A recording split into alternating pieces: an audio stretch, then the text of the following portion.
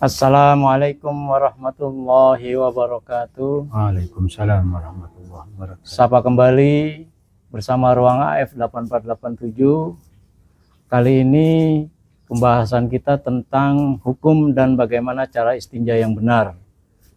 Untuk itu Ustaz Waridi Anwar, silakan untuk dimulainya Ustaz. Bismillahirrahmanirrahim. Qalu subhanaka la ilma lana illa ma 'allamtana innaka antal alimul hakim. Untuk penjelasan masalah istinja, ya, kita akan menjelaskan berdasarkan referensi dari kitab-kitab yang bermazhab Syafi'i, ya, dan kemudian juga informasi-informasi yang kami dapat dari guru-guru kami. Pertama, bahwa istinja itu adalah izalatul kharijin najisi al-mulawwisi minal farji anil farji bima'in au hajarin. Itu definisinya istinja begitu. Artinya menghilangkan sesuatu yang keluar, yang najis, yang basah, ya, yang keluarnya dari farji, baik kemaluan depan ataupun kemaluan belakang, ya. Anil farji, menghilangkannya, ya, menghilangkan najis tadi dari farji tersebut, ya, bima'in au hajarin, ya, dengan media air atau dengan media batu. Itu definisi dari istinja. Nah, istinja ini, ya, bahasa kampung kita cebok, ya, ya, itu sesuatu yang sangat penting, karena istinja benar dan istinja yang salah akan terkait dengan sah dan tidaknya sholat kita, ya. Ngaruh ke sholat kita, ya. Makanya istinjanya harus yang benar gitu. Karena apa? Karena Nabi pernah lewat di satu pekuburan, ya. Ternyata di situ ada, ya, dua kubur, ya, yang kata Nabi penduduk kubur tadi sedang disiksa. Gitu. Salah satunya adalah, ya, disiksa karena tidak beres dalam hal istinjanya. Nah, oleh karena itu, ya, maka harus benar dalam melakukan istinja. Ya. Tentunya ada beberapa hukum istinja. Gitu. Yang pertama, hukumnya wajib. Gitu. Kapan hukum istinja wajib? Itu apabila yang keluar dari farji kita berupa bebasahan, ya, bebasahan, itu wajib. Kemudian yang kedua, hukumnya sunnah, apabila yang keluar dari farji kita itu sesuatu yang kering, kayak buang angin gitu kali ya? Bukan, benda padat tapi kering tanpa ada bebasahan sama sekali. Nah, itu hukumnya hanya sunnah, gak wajib tuh. Kemudian hukumnya yang ketiga adalah mubah, ya. Nah, mubah ini apabila di sekitar farji kita itu ada keringat yang cukup, ya, boleh bilang cukup banyak gitu, sehingga akan menimbulkan semacam bau gitu.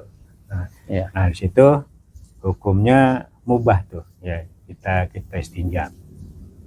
Lalu yang keempat bisa juga hukumnya makruh, ya, apabila, ya, yang keluar adalah berupa angin, ya, buang angin, ya. Itu, ya. Itu kalau orang buang angin kemudian dia istinja, itu malah makruh, makruh, gitu. Ya. Ya, itu apabila buang anginnya tanpa ada susulannya, ya. Benar-benar buang air murni gitu, buang angin, ya, buang angin murni gitu. Ya, lain hal kalau ada susulannya, ya, itu beda lagi, namanya bebasahan, namanya wajib. Ya. Dan yang kelima itu hukumnya haram apabila kita beristinja dengan air hasil curian, batu hasil curian. Ya. Nah, kemudian tadi tanyakan bagaimana cara istinja yang benar, ya. Ya. Nah, sebelum kita menjelaskan tentang istinja yang benar, tentunya kita harus jelaskan bagaimana cara buang hajat yang benar dulu. Gitu. Jadi buang hajat juga pakai ada aturannya tadi, ya. Jadi diusahakan kalau buang hajat itu, baik itu terutama di buang air kecil ya, itu diusahakan jongkok. Jongkok ya, nongkrong kalau kita bilang ya, nongkrong. Nah, kemudian setelah itu berdehem ya, dehem 3 kali ya. Kemudian yang ketiga itu bisa diurut kemaluannya dari bawah ya, supaya tidak ada sisa-sisa yang keluar lagi gitu. Atau mungkin bahkan ya kita bisa jongkok, kemudian kita diri lagi, jongkok lagi, kemudian berdehem. Nah, itu akan membuat kotoran yang ada itu semuanya bisa keluar. Itu baik laki-laki dan perempuan sama seperti itu ya. Karena kalau perempuan tadi kan nggak pakai urut, ya kan, ini laki-laki yang diurut dari mulai bawahnya gitu. Ya. Kemudian setelah itu barulah kita beristinja. Nah, kalau bagi laki-laki tentunya istinjanya itu yang benar adalah dengan cara air didatangkan. Ya. Contoh begini kalau laki-laki ya. Nah, ini ya, kalau ini gayung ya kita tuang gitu. Ya. Jadi air yang datang gitu. Air yang datang. Jangan seperti ini. Nah, ini akan membuat najis melebar ya. Ini sini akan najis semua ya, begini. Tapi yang betul adalah air yang datang. Ya, gitu. Sampai bersihnya itu apa 3 kali dibasuh atau seberapa pun aja yang apa basuhnya itu? Enggak ada batasan. Enggak ada batasan. Yang penting kalau memang sudah hilang ainun najasahnya ya sudah ya. Nah, sekarang kalau pakai air itu kan ada percikan kemana-mana itu itunya najis nggak tuh? Percikan tadi ya. Kalau kita istinja dengan air yang kita datangkan begini, maka air yang memercik ini tidak najis. Oh gitu ya. Tidak najis. Nah, itu termasuk air yang suci walaupun tidak menyucikan. Ya. Ini termasuk air mustakmal karena definisi dari mustakmal adalah air yang telah dipakai untuk mengangkat hadas atau mencuci atau menghilangkan najis. Jadi menghilangkan najis dengan cara air didatangkan, maka itu air yang percikan air itu tidak najis.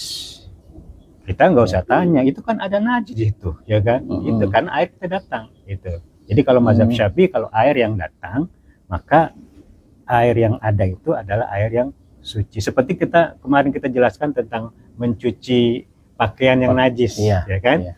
Mencuci pakaian najis, ya.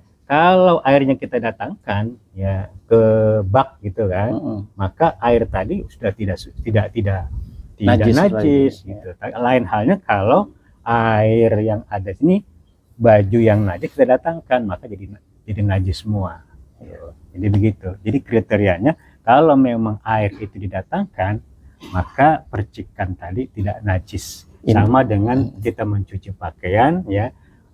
Pakaian yang najis kita datangkan air, maka air yang ada di bak tadi tidak menjadi najis. Intinya percikan air dari tumpahan tadi tidak menjadi najis. Baik, demikian pembahasan kali ini istinja dengan air. Untuk berikutnya kita akan membahas bagaimana istinja dengan batu. Terima kasih atas perhatiannya. Mohon maaf atas segala kekurangan. Wassalamualaikum warahmatullahi wabarakatuh. Salam.